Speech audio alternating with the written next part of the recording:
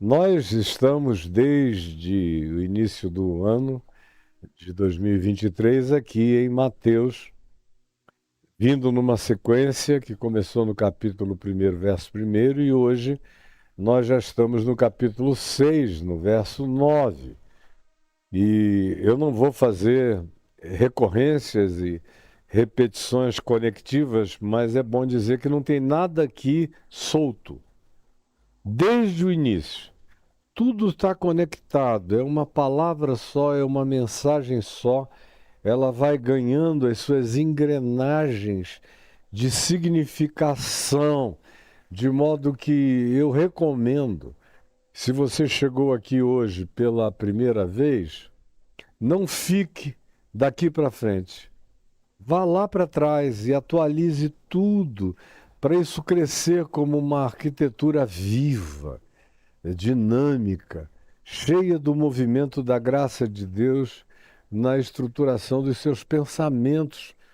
O objetivo é que a gente aprenda a pensar como Jesus, a gente ganhe a mente de Cristo e a gente aprenda a desenvolver, a fazer crescer todas as dimensões do Evangelho dentro da gente. Esse é o meu objetivo de vida. E a pregação do Evangelho objetiva essa consciência. Não é qualquer outra coisa. Não é fazer de você um fanático, não é fazer de você um ente engajado em alguma forma de contribuição esganante e escorchante e abusiva. Nada disso. É tudo livre, leve, de graça, solto, na presença de Deus. É para isso que Jesus nos convidou e é para isso que eu, particularmente, em nome dele, convido você. Então, nós já investimos 2 dias falando sobre o Pai, quem é o Pai, e que o Pai é nosso. E quem somos nós? O que esse nosso inclui? Foi o que nós vimos especificamente no dia de ontem, durante 1 hora e 10 minutos. O que esse nosso inclui? Quando se diz Pai Nosso, quem somos nós? E quem é o Pai de todos nós? E o que nós podemos ser em relação a esse Pai, que é Deus, a esse Deus que é Pai, sobre o que eu falei com alguma minúcia, não com exaustividade, mas com alguma minúcia necessária a você desde a semana passada. Então hoje eu vou continuar ensinando a oração que Jesus orava. A gente tem alguns conteúdos de orações oradas por Jesus. Ele ensina essa oração porque essa é a prática do Evangelho. A prática do Evangelho, como eu disse ontem, é ter nessa oração o seu marca-passo. Marca-passo, marca-vida, marca de pensamentos, marca de parâmetros, marca de paradigmas, marcas de entendimento, de compreensão. Essa oração é um chão, essa oração é uma consciência que quer se estabelecer em estado de dilatamento crescente, sem fim, em sua multidimensionalidade, como a gente já viu aqui. Ela tem solidariedade total para com Deus, na santificação do nome dele, na vinda do reino dele, na prática da vontade dele, e conta com a solidariedade absoluta de Deus em relação ao pão de cada dia que precisamos, ao perdão que nós devemos dar para mantermos a relação com Deus e a espiritualidade por nós praticada num estado de crescência em leveza, caminhando numa atitude de perdão contínua, constante e ininterrupta, independentemente de quem seja o objeto do perdão ou da crise particularizada contra nós ou que queira se tornar um endividamento que venha a ser contabilizado por nós contra os outros. Nós vamos chegar lá. E essa promessa, esse pedido de livra-nos do mal, que a gente vai ver cada uma dessas coisas nos seus aspectos mais íntimos, de acordo com o objetivo desse tempo juntos, que não é fazer nada exaustivo, mas alguma coisa que nos dê a chance da assimilação e, pela assimilação, do desenvolvimento da nossa fé, do nosso crescimento no Espírito de Deus. Portanto, disse Jesus no verso 9, vós não usareis de vãs repetições, como fazem os alienados, vosso Pai Celeste sabe o que necessitais antes que lhe o peçais, portanto, vós orareis assim.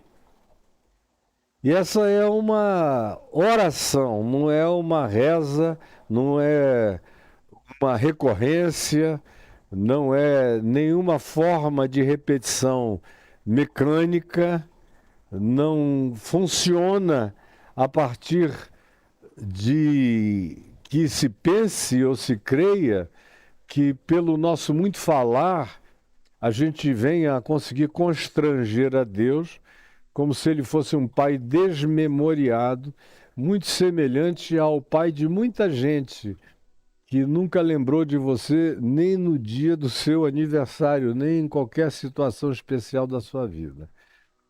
Eu tenho explicado, não é o caso. Muita gente responde à ideia do pai com seus próprios traumas nas relações parentais. E ontem eu disse de pessoas com quem eu tenho conversado no curso da minha existência, que foram tão traumatizadas pelas figuras parentais e pela figura paterna, especialmente, que não conseguem, de fato, transcender ao trauma. Aí tem gente que chega a dizer, eu não consigo chamar a Deus de pai. Parece que eu estou sendo hipócrita. Eu falei outro dia de uma pessoa conversando comigo, uma moça, traumatizada com o pai, que disse, não, eu estou chamando a Deus de mãe. E tem algum problema? Eu disse, o problema é que você só está fazendo isso porque não tratou do seu trauma. Porque não importa o quão traumatizados nós tenhamos sido pelas figuras paternas ou parentais na nossa existência, essa oração nos propõe uma afinidade com os céus, uma restauração de relacionalidade na perspectiva do vínculo com Deus, que inclui, inclusive, a cura dos nossos traumas paternos ou parentais, com os seus desenvolvimentos de angústia filial, por causa da figura paternal inexistente ou perversificada na vida da gente. Isso é uma repetição, ontem eu falei bastante sobre isso, e aqui eu prossigo afirmando de novo que esse Pai é o nosso Deus, e é nosso. E ontem eu disse quem somos nós, e como isso se amplia, por isso é que se diz, a partir dessa evocação, que Deus é o Pai que está em todas as dimensões, sobre todas as coisas. Quando o Novo Testamento fala de céus, isso é sinônimo para os termos contemporâneos de níveis, de dimensões, de perspectivas universais e multiversicas e multidimensionais, tanto quanto sobre todas as coisas no espaço-tempo, conforme a linearidade da nossa compreensão imediata.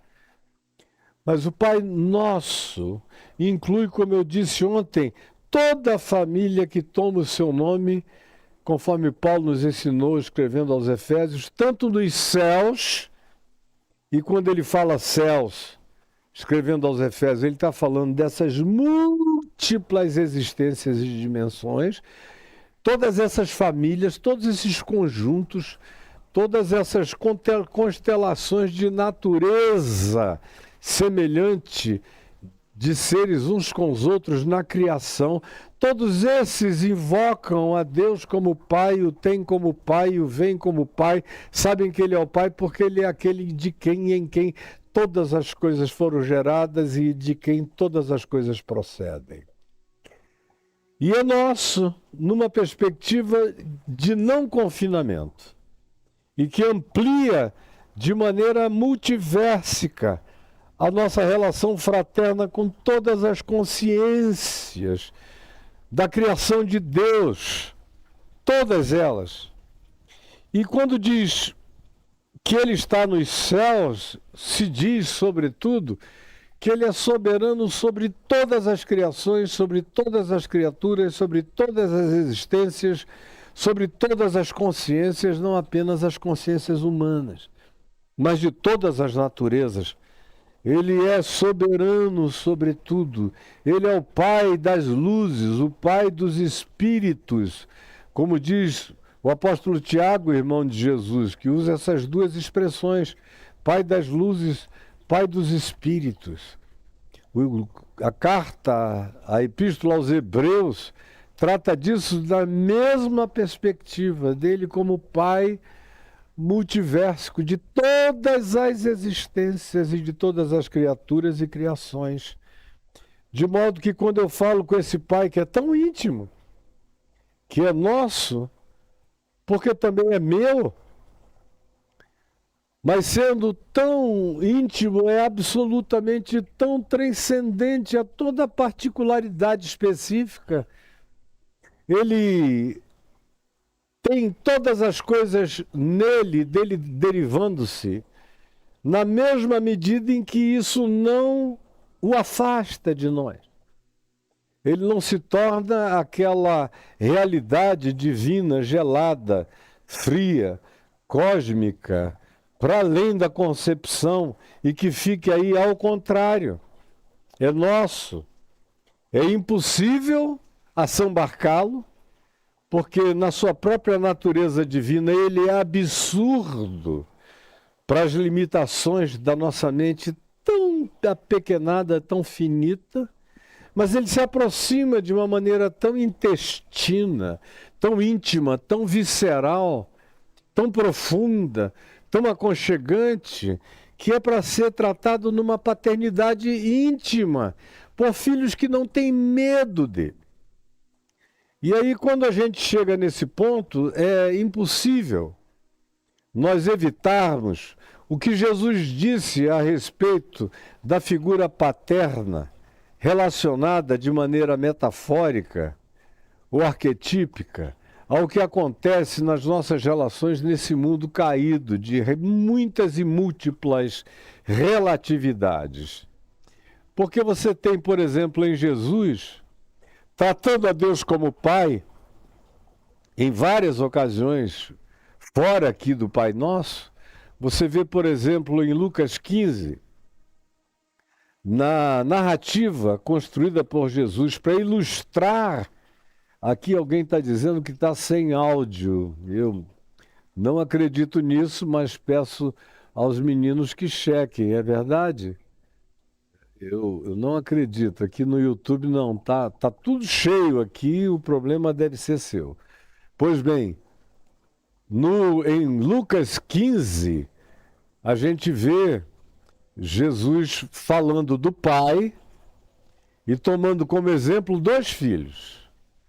Um filho ao qual e a quem ele associa diretamente aos publicanos, meretrizes e pecadores, que na ilustração da chamada parábola do filho pródigo, é aquele filho que sai de casa, que rompe com o pai, que diz: tu estás demorando demais a morrer, dá-me a parte que me cabe da herança. E ele era o mais novo. E o texto diz que o pai dá liberdade absoluta. Então se diz que quando esse filho disse, tu estás demorando demais a morrer, eu não tenho esse tempo todo para esperar nem para perder, reparte a minha parte da herança, porque eu quero ir embora. Eu quero me alienar das memórias dessa casa, dessa família, dessa vida. Eu quero ficar livre desse trauma, dessa criação. Algo aqui me fez muito mal. E ele não sabia nem explicar o quê, mas ali ele não queria ficar. E queria ir para uma terra distante, o mais distante que ele pudesse alcançar. E aí o pai lhes repartiu os haveres. Porque para poder dar para o filho mais novo na antiguidade, e ainda também no primeiro século, e ainda até o dia de hoje, em boa parte do mundo semita, dos descendentes de Abraão, sejam judeus ou árabes, especialmente entre os árabes, essa vigência ainda está muito presente. Você não repartia os haveres, os bens em vida, sem que fizesse isso na direção de todos os filhos que tivesse. E o filho mais velho, que não era o caso desse que queria ir embora, que era o mais novo, tinha direito a uma porção dobrada da herança, conforme os costumes da antiguidade. Então o pai lhes repartiu os haveres, os bens, deu 2/3 do que era dele para o filho mais velho e deu 1/3 para o filho mais novo. Eram só 2 filhos. E o filho mais novo partiu imediatamente para a terra distante. E Jesus conta isso propositalmente, porque ele estava associando isso a pecadores, meretrizes, a seres considerados marginais pelos religiosos dos dias de Jesus. Eram eles, os fariseus, os doutores da lei, que estavam murmurando, reclamando. Leia lá em Lucas 15, como eles estavam reclamando. Ele come e bebe com pecadores, se diverte com pecadores, ele é leve com os pecadores, ele é livre com os pecadores, ele acolhe os pecadores. Que pai é esse? Que Deus é esse? Que esse Jesus pratica? Que Javé é esse que ele diz que é pai dele, mas que o faz ser tão diferente de todos os que o antecederam? De onde vem essa atitude dele? Quem é esse que é o pai que ele quer que os outros entendam como pai? É um pai cheio de libertinismos, é um pai de concessividades extremadas, é um pai sem critérios, é um pai sem nenhum protocolo, é um pai de acolhimentos e inclusividades absolutas. Não pode ser, nós não fomos ensinados assim, ensinados. Em Moisés a gente aprende as restrições todas, os juízos, as maldições, as dificuldades. Agora ele pega esse pessoal, que seriam os amaldiçoados de Moisés, da Torá, e faz deles grandes abençoados de convívio íntimo, de banqueteamento fraterno, amoroso e inclusivo. Isso é o que está nesse contexto. Essa é a reclamação, essa é a questão. Aí Jesus conta a parábola da ovelha perdida, como ele larga 99 no aprisco para restaurar uma que se perdeu. Conta a parábola, a história, a metáfora da dracma, do dinheiro perdido e da procura exaustiva que a mulher faz na casa até encontrar e depois celebra com alegria. Ele vai sempre dizendo, em verdade eu vos digo, que mais alegria há nos céus por um pecador que se arrepende do que por 99 justos que não necessitem de arrependimento. E ele vai contando e chega na história, na chamada parábola do filho pródigo. E esse garoto mais novo pegando e reunindo toda a herança e indo embora. Não deixando endereço, nem rastro, nem coisa alguma. E ao dizer isso, ele ainda prossegue mais ainda. Posteriormente, no início do capítulo 16, ele continua a mesma sequência ilustrativa, usando parábolas, contando a história de um administrador infiel e fazendo as suas aplicações. Eu já falei sobre isso tantas milhões de vezes na vida. Milhões é uma hipérbole, é um superlativo, mas milhares não é. Milhares não é. Meio século falando com muito prazer dessa parábola inesgotável nas suas expressões de amor, na proposta que faz de relacionamento e confiança no significado de Deus na nossa vida como Pai. Então, você vê que esse filho vai, esse filho vem e é acolhido, mas que naquela casa tinha um filho que tinha herdado 2 vezes mais, que não tinha ido a lugar nenhum, mas que carregava uma distância estelar, emocionalmente falando, da vida e do coração e da intimidade do pai.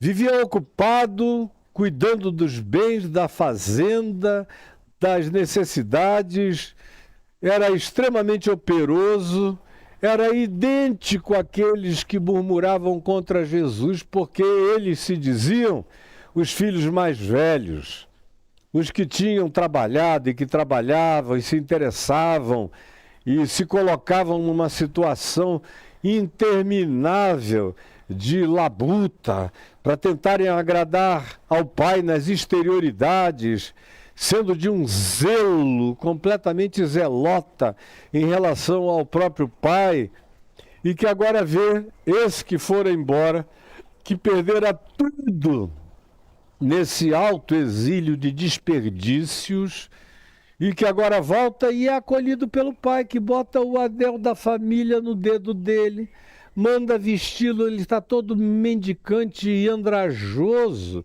e o pai manda prepará-lo, limpá-lo, vesti-lo, orná-lo, manda matar um novilho cevado para fazer um grande banquete, para se alegrarem, dizendo: porque esse meu filho estava morto e reviveu, estava perdido e foi achado. Mandou contratar a melhor banda da cidade, eles começaram a tocar e todos começaram a dançar, quando o filho mais velho chegou e ficou com ódio, com raiva, e não queria entrar em casa, zangado. O pai era nosso, mas ele achava que era só dele. O pai era nosso, mas ele não considerava aquele filho, irmão que tinha ido embora, como irmão dele. Não, não mais. E se ele não considerava aquele indivíduo como seu irmão, ele achava que Deus não deveria também considerá-lo filho. Que é o que acontece o tempo todo, toda hora. As pessoas se desirmanam dos seus irmãos por causa de diferenças como essa aqui, narrada por Jesus em Lucas 15:16. Porque abandonou, porque é um pecador, porque é um marginal, porque é diferente de mim, porque não se interessa formalmente pelas coisas do Pai, porque não expressa amor através de serviço, de dedicação, de religião, de religiosidade, de cumprimento de obrigações, de dizimações, de frequências, de apresentações, de rituais, de tudo mais equivalente àquilo que no cotidiano aquele irmão mais velho fazia na casa desse pai, a quem ele supostamente servia o dia inteiro, mas com quem ele não tinha nenhuma intimidade, em relação a quem ele vivia tão divorciado espiritualmente e tão arrogante na sua certeza de ser um primogênito especial, que ele não queria nem dar ao pai a chance de ser pai, de ser bom, de ser misericordioso e de ensinar que ele era pai nosso, que ele era pai de todos nós, dos que somos parecidos, dos que somos diferentes, ou até daqueles em relação aos quais a gente se sinta em estado de contraposição antagônica. É a mesma historinha de sempre que está presente em volta de nós, nas brigas entre os supostos irmãos. Quanto mais religioso o cara é, mais ele quer determinar quem Deus inclui, quem Deus exclui, quem Deus acolhe, quem Deus disciplina, quem deve estar, quem não pode estar. Ele toma para si essa prerrogativa, sem ter nenhuma amizade com o Pai, nenhuma intimidade com o Pai, nenhum carinho ao Pai ou do Pai, porque vive longe. Ele, de certa forma, vive mais longe do Pai, estando perto dessa geografia da suposta paternidade de Deus, do que o filho que foi para a terra distante, mas que não esqueceu do Pai, nem de quem era o Pai, mesmo nas maiores distâncias. Quando a dor o assola e a falência o põe num estado de sucumbência total à miséria, em que ele começa a comer comida de porcos, ele lembra do Pai, do trato, do amor, do carinho, e diz: quantos trabalhadores do meu Pai comem pão com fartura, até os que são serviçais na casa do meu Pai tem tudo em abundância, porque a fartura do amor do meu Pai é extraordinária. Como é que eu fiquei todo esse tempo sem enxergar, sem perceber? E aí ele diz: eu já sei o que eu vou fazer. Quando ele cai em si, quando ele volta a si, quando ele retoma, recobra a consciência, ele pensa isso e diz: já sei, eu vou voltar. E vou dizer: Pai, me perdoa, eu pequei contra os céus, pequei diante de Ti, já não sou digno de ser chamado Teu filho, mas recebe-me ao menos como um dos Teus criados, dos Teus vassalos. Qualquer situação é melhor do que a minha vida sem Ti. Não importa em que lugar Tu me ponhas para funcionar, desde que haja um canto, uma beirada de graça em meu favor. Eu vou dizer isso. E quando ele vem, ele descobre que o Pai nunca tinha saído da janela. Porque quem o vê ao longe, no detalhamento tão lindo e poético dessa parábola de Jesus, que em aramaico, que foi a língua original na qual ele contou, tem rima, tem prosa, tem melodia, é sinfônica na sua preparação poética. Se diz que o pai olhou e viu o filho vindo ao longe e reconheceu. Apesar dele chegar todo andrajoso, apesar da mendicância, apesar do desfiguramento total daquele filho, o pai conhece o filho em qualquer IML da vida, em qualquer condição, em qualquer estado. Conhece, conhecerá sempre e jamais será diferente. Então Jesus diz: foi o Pai que viu primeiro. Porque não fomos nós que amamos primeiro, nós fomos amados. Ele nunca deixou de nos esperar na janela da história, da existência, o dia em que caíssemos em nós mesmos e que voltássemos e que ganhássemos consciência do privilégio do amor que era oferecido gratuitamente e sem barganhas e sem também recriminações posteriores. Bastava o arrependimento, o reconhecimento, o cair em si. Era absolutamente suficiente. E então, Jesus conta histórias assim para ilustrar a natureza do amor do Pai por todos os filhos. Mas também diz desse filho mais velho, que estava ali, distante, longe, embora se achasse geograficamente perto, como boa parte desses que se dizem filhos de Deus, habitam uma geografia que eles passam a chamar de geografia do sagrado, geografia do sacro. Em geral, a linguagem e a atitude religiosa sacraliza geografias, montes, templos, santuários, lugares, ritos. É o tal do sagrado, que não aparece na boca de Jesus em tempo algum, em lugar nenhum. É uma construção da religião pagã que a gente carrega como vício, muitas vezes de linguagem de expressão até o dia de hoje. Mas no Evangelho não há nada sagrado. No Evangelho as coisas têm que ser santas. É sobre isso que nós vamos falar, no dia de hoje ainda. Portanto, aquele primeiro filho lida com Deus na perspectiva do sagrado. Se eu estou próximo nessa geografia, fazendo esse trabalho que me foi predeterminado, em relação a cujo pai eu mantenho um vínculo de DNA, desse vínculo familiar que tem a ver com o fato de que a gente carrega o mesmo sangue, eu sou herdeiro disso tudo isso aqui é meu, mas relação de intimidade com o pai mesmo, nenhuma confiança, nenhuma compreensão de quem é o pai, nenhuma certeza sobre o fato de que, conquanto ele fosse filho, ele tinha se tornado, no curso dos anos, a antítese da graça e do amor do pai.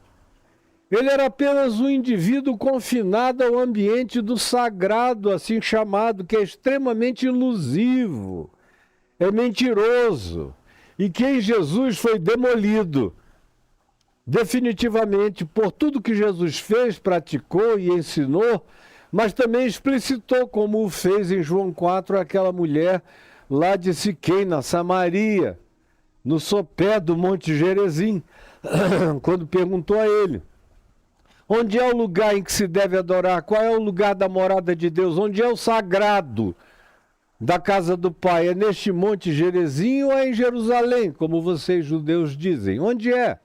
E Jesus disse: mulher, em verdade, eu te digo que nem neste Monte Gerizim, nem em Jerusalém, é o lugar onde se deve adorar a Deus. Acaba com essa história de sagrado para sempre. Porque Deus não sacraliza coisas, Ele santifica vidas. O mais, tudo é sagrado, todas as coisas, tudo é santificado, todas as coisas são puras para os puros. Mas o sagrado é uma determinação da projeção do olhar religioso, ritualístico, humano, condicionante de Deus e que não tem correspondência à santidade. O sagrado não é sinônimo do santo, em nenhuma perspectiva. Como eu tenho dito durante anos e anos, o sagrado o homem faz, o santo é. Isso parece só um argumento semântico, mas cria uma distância abismal na consciência, na espiritualidade e na nossa coragem para ser e para viver. Quem quiser considerar o que eu estou dizendo essencial, considere.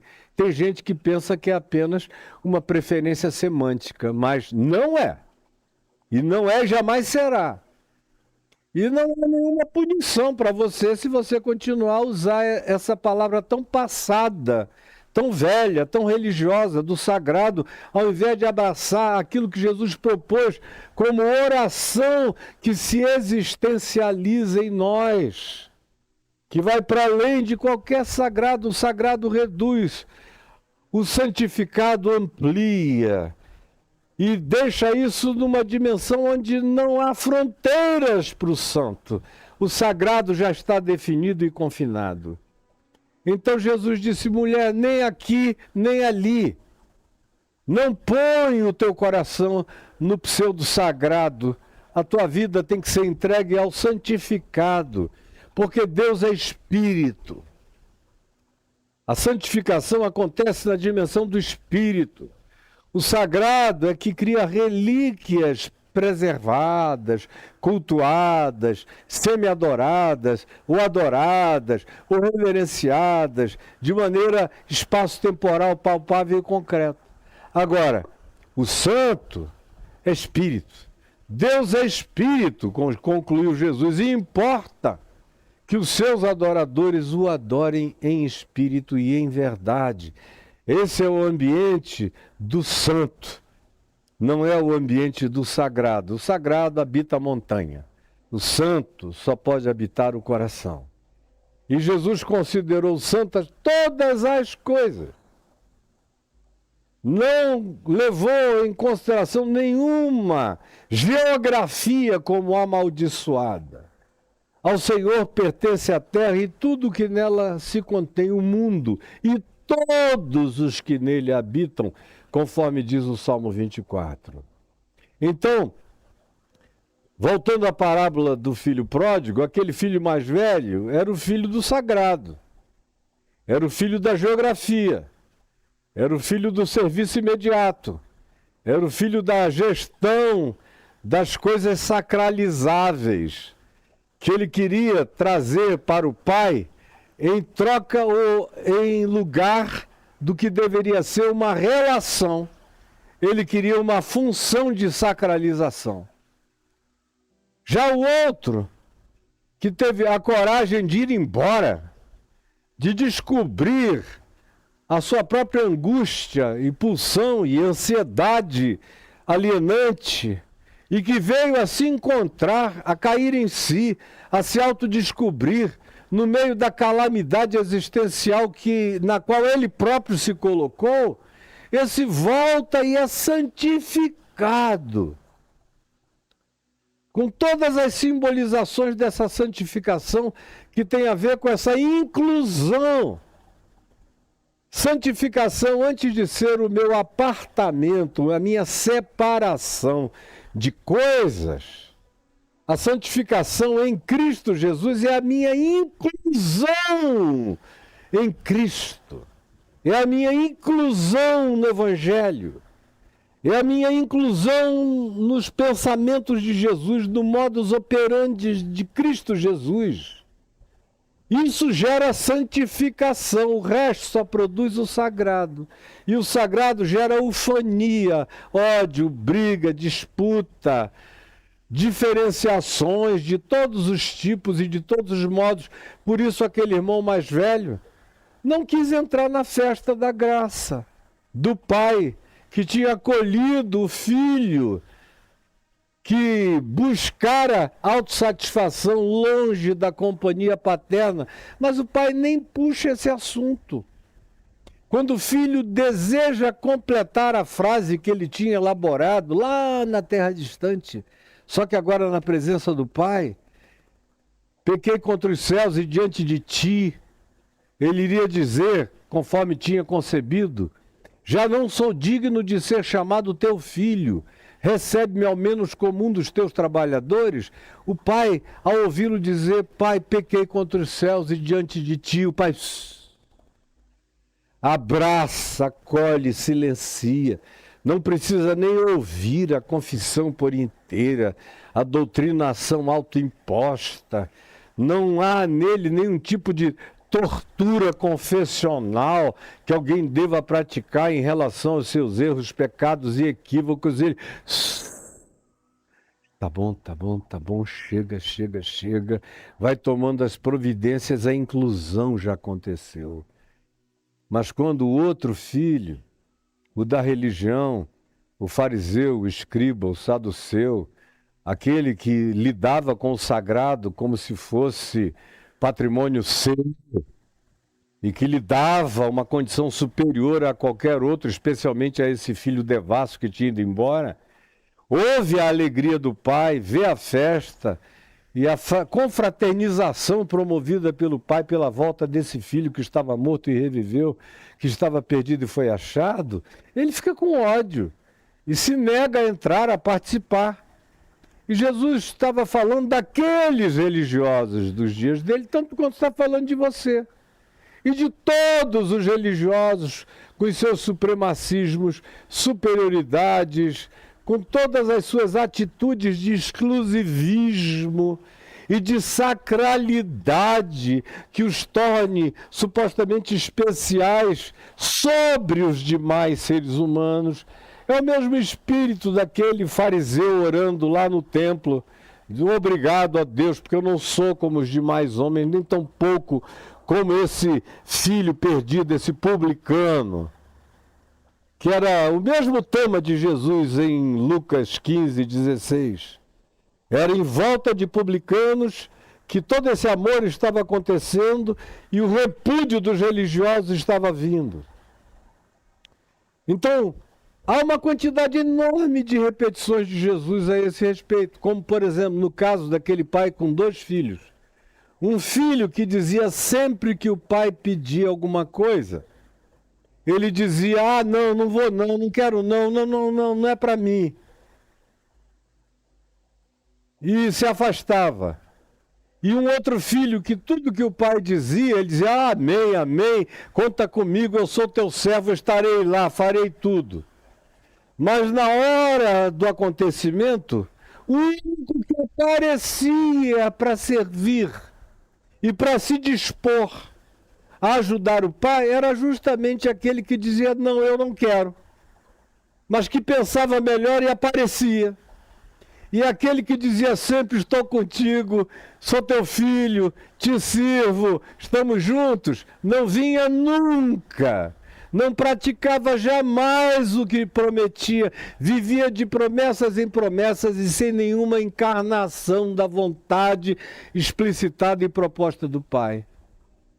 Então, quando Jesus está falando de nós, ele está pensando também nessas disparidades nossas de cada dia, nesses embates, nesses choques, nessas guerras, e está ridicularizando o fato de que tem gente que, se souber que uma quantidade enorme de publicanos, pecadores, prostitutas, marginais, nos precedem no reino dos céus, como Jesus disse, não querem ir nem para esses céus de Cristo. Não querem. Eles não conseguem entender, como eu tenho visto muita gente dizer. Deus vai ter que dar um jeito. Se fulano de tal é filho dele, eu não sou irmão desse cara que é filho dele, então ele me põe em algum lugar espiritual onde eu não tenha nenhuma eternidade com os outros filhos dele. Você sente assim, já sentiu assim, e muitos que você conhece sentem exatamente do mesmo modo, porque o Pai não é nosso. Você quer que o Pai seja do seu clube, do seu grupo, da sua torcida organizada, e Jesus é veementemente antagônico a esse espírito. Pai nosso que estais nos céus, sobre todas as dimensões, santificado seja o teu nome. Quando o nome de Deus é santificado? É quando eu repito palavras, é quando eu rezo essa oração como uma repetição recorrente, como uma mantra. Quando o nome de Deus é santificado, é quando eu me separo dos outros. Quando, como diz Isaías, no capítulo 65, verso 5, quando afirma, povo que diz, eu sou mais santo do que tu, não passas, no entanto, de uma fumaça ardendo e queimando as minhas narinas todo dia. Eu tenho que ser intoxicado pela fumaça dos teus incensos de ódio, dos teus cultos de raiva. Eu estou a ponto de te espirrar para sempre. E isso é praticado entre nós com uma naturalidade absoluta, e a isso muitos, ou a maioria de nós, chamamos de santificação, que é com ele eu não ando, com ele eu não como, com ela eu não converso, com esse povo eu não saio, das piadas dele eu não rio, das ofertas de fraternidade eu a elas não me aconchego e nem aceito, porque eles são os diferentes, eles não creem como eu creio, eles não confessam a minha doutrina, eles não praticam a minha fé, como se a fé coubesse no encapsulamento de qualquer natureza. Nós vimos ontem como, para Jesus, o conceito de fé era totalmente diferente do conceito posterior de fé, que inclui, sobretudo, a coerência doutrinária. Para Jesus, nos dias da sua carne, nós vimos ontem, os seres humanos com mais fé que ele encontrou eram aqueles que sabiam de nada a respeito do que era considerado ortodoxamente importante pela religião dos judeus ou dos fariseus ou de qualquer que fosse o grupo, seita ou denominação.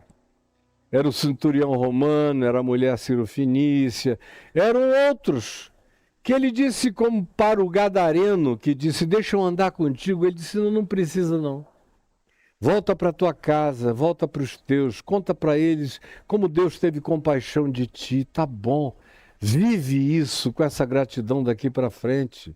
Como aconteceu com todas as pessoas que ele curou, dizendo a tua fé te salvou. Não perguntou de ninguém o que é que tu pensas sobre mim. Eu sou o Filho de Deus. Confessa com a tua boca isto, aquilo e aquilo outro. Não. A pessoa já estava num ato, num gesto, num derramamento de confiança, pedindo misericórdia, tocando na orla das suas vestes, ou dizendo, olha para mim, me cura, diz uma palavra e eu serei curado, põe a tua mão em mim, qualquer coisa, para ele já era a fé que salvava. A tua fé te salvou, porque para ele, salvação nos evangelhos é sinônimo de saúde espiritual, mental, relacional, de vínculo, de confiança, de pacificação. Era isso que ele considerava e nenhuma forma de catequese ou de doutrinação. Isso é uma invenção posterior. A maioria de nós segue a Jesus com o que Jesus não nos ensinou a ser para segui-lo. E aí a gente vive de maneira patética, chamando de evangelho aquilo que Jesus jamais considerou boa nova, nem evangelho para ninguém. A boa nova é o que ele praticou, e só o que ele praticou, e bem-aventurado quem vier a praticar depois as mesmas coisas que ele praticou, e afirmar as mesmas coisas que ele afirmou, e viver as mesmas coisas que ele ensinou a viver e pediu para que vivêssemos. Esses são os santificados. Não há nenhum projeto de santificação que seja diferente do modo como Jesus santificou o Pai na vida dele. Deixa eu repetir a você, parece uma coisa tão tola, tão boba, tão simples, mas pode mudar tudo na sua mente, na sua consciência, na sua atitude, na sua interpretação da vida, do seu comportamento, na construção do seu caráter, da sua mente, do seu olhar, da sua cognitividade. Não existe, preste atenção, nenhum projeto de santificação para ser praticado, vivido ou exercido, que não seja exatamente aquele praticado por Jesus. Eu, que quero ser santo, aprendo a ser santo com Jesus, que não discriminou ninguém, não foi intolerante para com ninguém, embora tenha confrontado os intolerantes várias vezes com veemência. Mas nem por causa disso fugiu deles. Podia ter dado uma ordem, eu não quero que esse pessoal tenha mais direito de fala na minha presença. Mas apesar deles só chegarem para tentar criar a armadilha contra Jesus, é o que os religiosos fazem, e eu tenho 2 livros que tratam desse assunto, Caminho do Discípulo 5 e 6, cujos títulos são Perguntas Cretinas, Respostas Divinas, e você acha aí no portal caifá.net no link Livros. Eu uso todas as perguntas cretinas dos fariseus, dos saduceus, dos religiosos para com Jesus e como Jesus respondeu a todas elas. E o modo como ele as respondeu sem vetar a cretinice. E ele podia tê-lo feito. Mas a tolerância dele incluiu a impertinência cretina desses religiosos que iam botando arapuca, alçapões, armadilhas e laços para ele à medida em que o seguiam, perseguindo-o, não seguindo, mas numa perseguição visceral e perversa que acabou com a conclusão do assassinato de Jesus após tortura veemente praticada por eles, ou sob as ordens, ou sob os olhares deles. Então, ninguém vive nenhuma vida de santificação que seja diferente da vida de Jesus.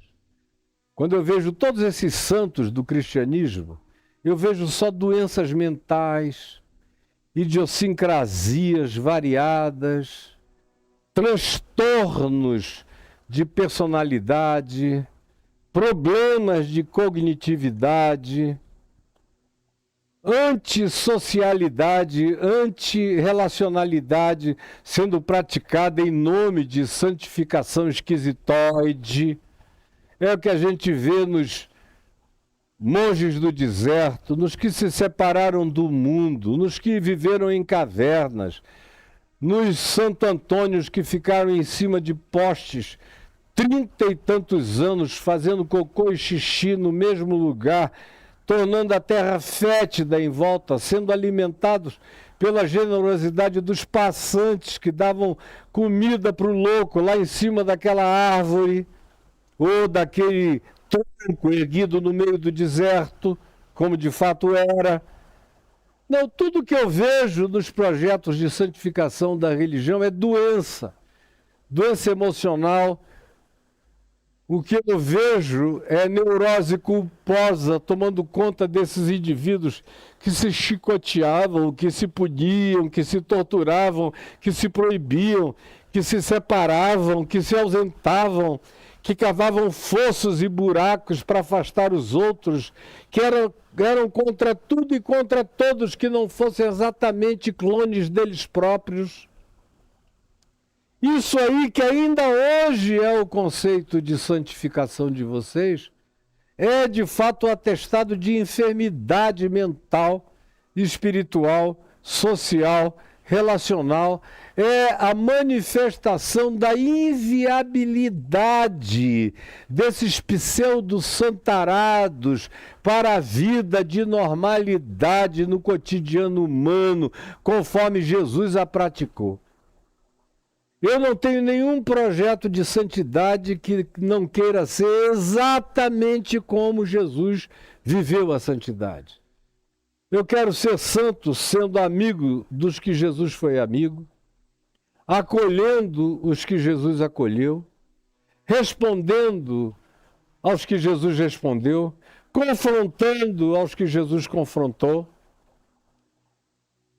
misericordializando as relações que Jesus misericordializou. Eu não quero nenhum projeto de santidade para a minha vida que não seja só o que eu vejo, na simplicidade das práticas inclusivas, generosas, carregadas de graça, de bondade, de misericórdia na vida de Jesus. Mas a maioria não quer. A maioria quer outra coisa. A maioria de fato aplaude a santificação que separa, que diz: eu sou mais santo do que tu, sai de perto de mim. Essa santificação dos homens de bem, que se colocam em posição superior, dos pais de família, que de família não tem nada e de pai coisa nenhuma, amor nenhum, graça nenhuma, misericórdia nenhuma, inclusividade nenhuma. São torturadores de filhos em ambientes familiares. Eu não quero ter nada a ver com isso, eu quero ser filho de Deus como Jesus praticou ser filho de Deus. Quero ser filho do homem como Jesus ensinou a ser filho do homem, a ser humano. Quero ser para todo outro ser humano o que Jesus se ofereceu para ser para todo outro ser humano. Isso é santificar o nome de Deus. É essa vida que vive para Deus segundo Cristo Jesus.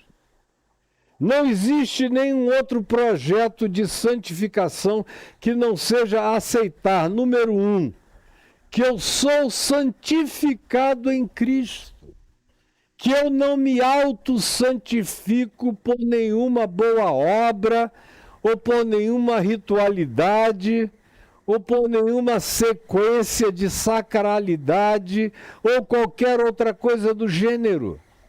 Eu sou santificado de graça, pela graça, que é favor imerecido. Eu sou santificado, justificado, ungido, perdoado, tudo de graça, pois pela graça sois salvos mediante essa fé que confia simplesmente que Deus é bom e que na bondade de Deus há um lugar para mim, porque Jesus me garantiu que na casa do seu Pai há muitas moradas. E a principal casa do meu Pai é o coração dele, onde eu habito, onde eu encontro o meu recôndito de refúgio e de segurança e de inabalabilidade. É nesse recôndito do amor do Pai, onde eu sou santificado pela determinação santificadora que Ele imputa a mim, em meu favor de graça. E uma vez que Ele faz isso em meu favor gratuitamente, isso gera em mim uma gratidão tão diferente, tão extraordinária, tão crescente, tão espontânea, tão frutuosa, tão completamente natural, que eu sinto prazer em repeti-lo, em ver como Ele é bom e fazer como Jesus disse, repetir o Pai Celeste. Vosso Pai é bom, sede bons. Vosso Pai é misericordioso, sede misericordiosos. Vosso Pai é amor, amai-vos uns aos outros. Por causa de quem Ele é, de como Ele é, repitam a natureza do Pai. Se vocês dizem que carregam esse DNA espiritual de Deus em vocês, repitam a imagem e semelhança de Deus, a fisionomia de Deus, o caráter de Deus. A alegria redentora de Deus precisa estar presente no coração de vocês, como está presente no coração de todo o Pai que Jesus ilustrou na perspectiva de significação de quem era o seu Pai e o acolhimento eterno do Pai que está nos céus. E está, sobretudo, nos céus dos céus que habitam o meu coração. Porque Ele próprio, o Pai, disse que os céus dos céus, as dimensões todas da existência não o podem conter. Mas que Ele habita, todavia, com o quebrantado e contrito de coração. Não há lugar mais profundo do universo do que a eternidade que Deus botou em mim, no meu coração e no seu. Os céus dos céus não podem contê-lo, mas Ele habita aqui com quebrantado e contrito de coração. Esse é o único lugar possível de santificação do nome de Deus na minha vida, na sua vida ou na vida de quem quer que deseje experimentar a santidade de Deus com a naturalidade de uma vida como quem respira e inspira, fazendo tudo já no sistema parasimpático cada vez mais. Eu estou falando aqui com você e é o meu sistema simpático que está em ação. Embora em mim, por total misericórdia de Deus, eu esteja falando com você sem pensar nada do que eu vou dizer daqui a 10 segundos. Eu vou só deixando isso fluir.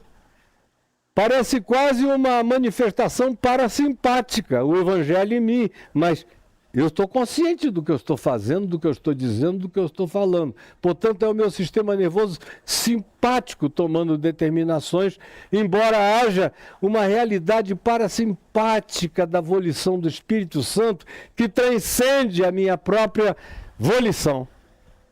E que acontece em mim, andando na minha frente, eu só tenho que descrever o que vai brotando naturalmente de dentro de mim. Mas isso tem a ver com o dom que Ele me deu. Mas as minhas decisões na vida são todas determinadas pelas minhas escolhas simpáticas. Quando eu entro no estado de sono ou de qualquer outra natureza, e existe, enquanto eu estou falando com você, eu não estou precisando dar ordens para o meu coração bater a 67, 68, 69 batidas por minuto. Ele bate, naturalmente.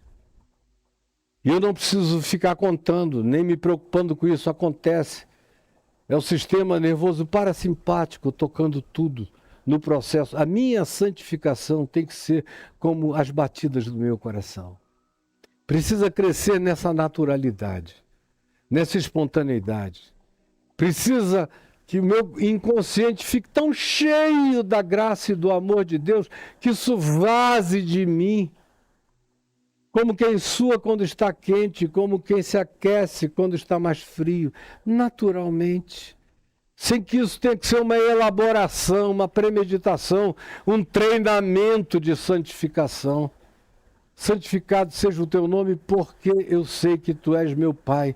Eu me entreguei ao teu amor, eu confio no teu amor, eu descanso no teu amor. Eu tenho sido santificado pela tua determinação unilateral de me fazeres santo. Independentemente de quem eu seja, ante os olhos, os sentidos, as avaliações e as quantificações de qualquer natureza, imputaste a mim a tua própria santidade. Assim como tu imputaste a mim essa filiação de pertencimento eterno a ti. Tudo que existe na minha vida é imputação da misericórdia divina em meu favor. E é por essa realidade que inicia primeiro em Deus, porque Ele nos amou primeiro, porque Ele determinou se reconciliar conosco, não fomos nós que tomamos nenhuma atitude de reconciliação para com Ele. Quando a gente decide andar na direção dele, é porque nós já estamos no estado de insuportabilidade. Tamanha é a graça que precede a tudo isso, provocantemente no nosso coração, emulando em nós essa vontade de nos sermos de Deus, de nos voltarmos para Deus, de dizermos: na casa do meu pai há pão com fartura e eu estou aqui morrendo de fome, eu vou voltar para a casa do meu pai. Isso tudo já é o trabalho do Pai, do amor do Pai, emulando, amando primeiro, estando na janela do horizonte da história, esperando a sua chegada, para silenciar você, para diminuir suas orações, para diminuir suas confissões, para dizer: vem, entra, eu já terminei isso nem existe para mim. Eu não fiquei aqui pensando amargurado em por que tu foste embora. Eu sei, eu te sei. Antes de tu aprenderes a te saber em qualquer nível, eu sempre te soube. Como diz o Salmo 139, a palavra ainda me não chegou à língua. E tu, Senhor, já a conheces toda.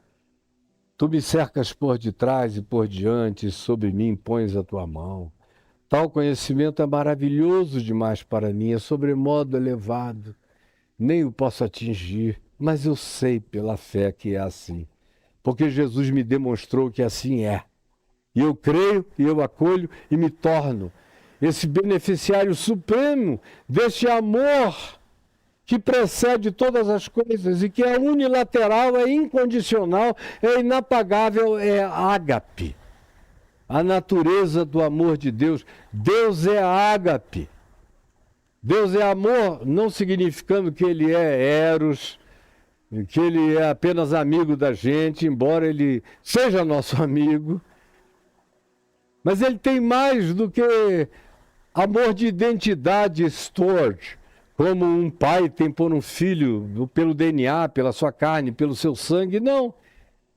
No Pai, o amor é ágape puro e eterno. É incondicional e é para sempre. É inapagável e é verdadeiro. E não há nada que eu possa fazer para anular este amor de Deus por mim. Entende? Não há nada que eu ou você possamos fazer. Esse amor é. Queira você ou não queira, ele é. Isso não tem nada a ver com quem eu sou, tem a ver com quem meu Pai é. Assim como eu tive um pai que me amou quando eu disse: se você, aos 15 anos de idade, quiser me repreender ou bater em mim, pode se preparar, porque eu vou atropelar você de cacete, papai. Vou arrebentar você. E eu vi ficar olhando para mim com lágrimas tristes como a eternidade, escorrendo pela face dele. E ele disse: você brigar comigo? Eu brigar com você? Trocarmos socos? Medirmos força? Jamais. Se é assim que você estabelece o que você quer ter de relação comigo, pode viver a sua vida. Você tem liberdade absoluta para ir quando você quiser. E eu saí dali naquele dia, aos 15 anos de idade. Mas quando eu voltei tomado pela certeza de que Deus tinha me dado na terra um dos melhores pais que um ser humano, um dos melhores pais, um dos melhores como figura paterna que um ser humano poderia ter na sua existência. Eu tinha recebido essa graça no planeta e eu tinha certeza que não haveria nenhum tipo de prolongamento de sofrimento, de tortura emocional, de vou te botar no gelo, você só vai ter acesso de novo à minha casa, à minha vida, à minha mesa, depois de muito tempo e demonstrações de arrependimentos recorrentes, de preces recorrentes, de vãs repetições. Não! Tem. O anel nunca deixou de ser teu. O que era teu, tu vendeste, perdeste por aí, mas aqui na minha casa tem anel sobrando para todo filho que queira voltar. Santificado seja o teu nome. Onde? Na minha vida. Tem muita gente que fica querendo santificar uma montanha para ir lá subir e orar, mas você está só criando uma relíquia montanhosa, uma sacralização geográfica, mas isso aí é coisa de pagão.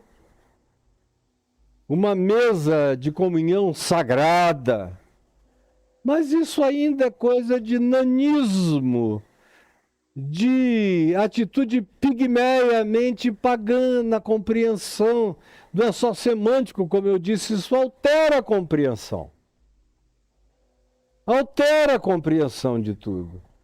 A santificação de Deus acontece aqui em mim, onde a eternidade habita e de onde procedem todas as fontes da vida, do meu coração e do seu também. É daqui, da espontaneidade dessa entrega sincera, desse descanso no amor, nessa confiança total no acolhimento divino para comigo, na certeza de que na casa do meu Pai há pão com fartura, há graça com fartura, há fartura de tudo, porque Ele é o Deus de toda fartura, graça, misericórdia copiosa e benignidade indizível. É o amor de Deus que me santifica. É a compreensão de quem Ele é e a alegria por quem Ele seja, que provoca em mim esse retorno de uma vida naturalmente, espontaneamente, dia a dia, mais entregue, mais frutuosa, mais naturalmente parasimpática nas respostas que eu dou a Deus, até dormindo, até nos meus sonhos, até na minha distração. Está tudo presente, porque Ele colocou, porque Ele plantou, porque Ele semeou, porque Ele rega e porque Ele faz crescer em mim e faz crescer em ti. E esse é o significado de dizer: Pai, santificado seja o teu nome, não em Andrômeda, mas no meu coração. Não em qualquer ambiente material, geográfico, de qualquer outra natureza. Essas coisas não precisam ser santificadas. O único que precisa ser santificado sou eu.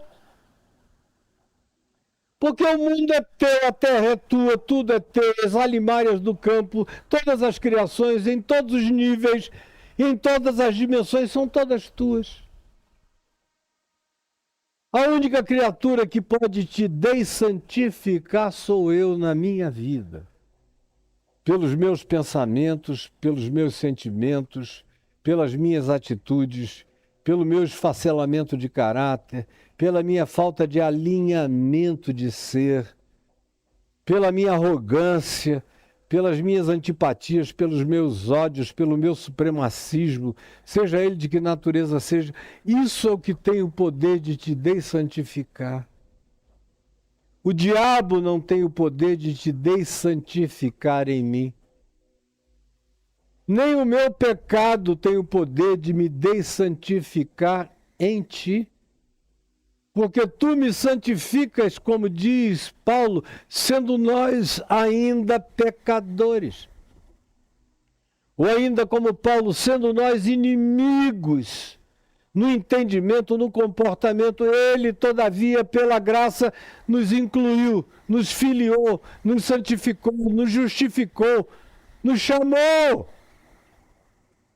unilateralmente e deu a vida por nós, sendo todos nós antagônicos àquele espírito de bondade que para nós é vertiginosamente insuportável, que a gente vê na vida de Jesus e acha que foi só para ele, ninguém mais deve viver daquele jeito.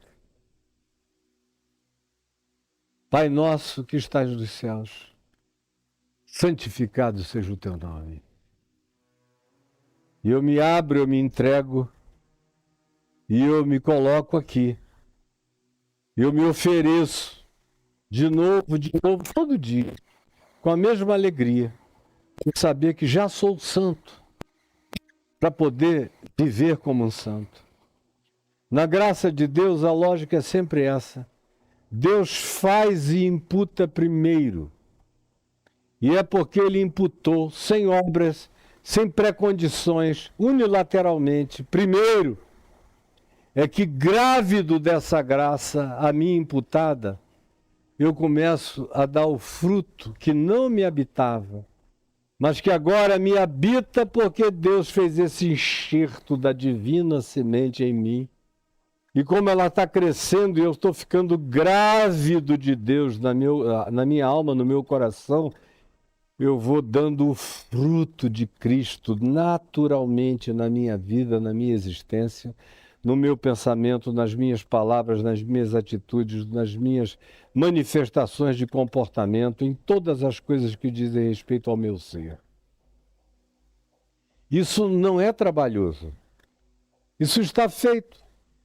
O que isso demanda é um reconhecimento, é um cair em si, é um meia volta, vou ver, é um retornar, é um aceitar o abraço, é uma percepção de que ele nunca esteve ausente, sempre esteve na janela esperando que eu aparecesse no horizonte da história.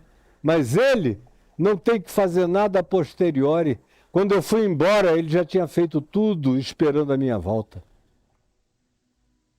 Ele me sabe, tanto quanto me quer e te quer. E a santidade de Deus não espanta. A santidade de Deus é atraente. Quando eu vivo a santidade de Deus, ela se torna sedutora na minha existência. A verdadeira santidade de Deus faz da minha vida um projeto semelhante ao de Jesus, com as práticas absolutamente insuportáveis para o bem e para o mal, conforme Jesus. Seduz o pecador, que se sente alienado, distante, privado, quando ele assiste e vê a verdadeira santidade em movimento, em ação, em olhar, em brilho, em atitude, o coração dele fica seduzido, encantado, se apaixona, quer também. Agora, o religioso odeia, como o filho mais velho que não quer entrar na festa, que diz, eu não vou entrar. Junto com esse cara, ele não é meu irmão, ele é teu filho, mas não é meu irmão. E aí não tem santidade possível, enquanto seu coração for assim. Está lá o pai insistindo, meu filho, tudo que é meu é teu, eu te dei 2 vezes mais do que a ele. Tu tiveste esses anos todos, tudo na tua mão, tu não provaste, não comeste, não bebeste, não gozaste, não usufruíste, porque tu te proibiste, tu te proíbes de tudo. E agora tu odeias um filho meu que não se proibiu de nada, que se arrebentou de todos os modos, que caiu em si e voltou arrependido. Tu queres que eu pratique maldade para com ele? Tu não conheces o meu caráter? Tu não aproveitaste tudo que eu tenho te dado porque tu te proibiste, tu não quiseste. Tu te atrofiaste, tu te tornaste um bonsai que não usufruiu a graça de Deus disponibilizada a ti de antemão, a priori, gratuitamente. Agora, não é o teu sentimento que vai perversificar meu coração. Eu sou pai de todos os filhos que eu queira ser pai. E não há nenhum tipo de proibição que venha da tua parte ou de atitude de beligerância sua em relação aos demais irmãos que vai me alterar o coração. Você está se tornando mal, mas a sua maldade não muda a minha bondade, nem a extensão de santificação inclusiva que eu derramo sobre todo aquele que eu queira sobre ele derramar. Jesus, eu te peço agora que essa palavra singela, simples, tão simples, sobre a qual eu já falei de maneira tão prolongada, em livros inteiros escritos a esse respeito, que ela, no entanto, na sua simplicidade, bombardeie fortalezas, anule sofismas e leve todo pensamento e compreensão cativo e obediência, em obediência a Cristo Jesus e ao Evangelho, ao entendimento do que significa ser santo para Jesus, com Jesus e em Jesus. Pai nosso, de todos nós, que estás no céu, santificado seja o teu nome, em nome de Jesus.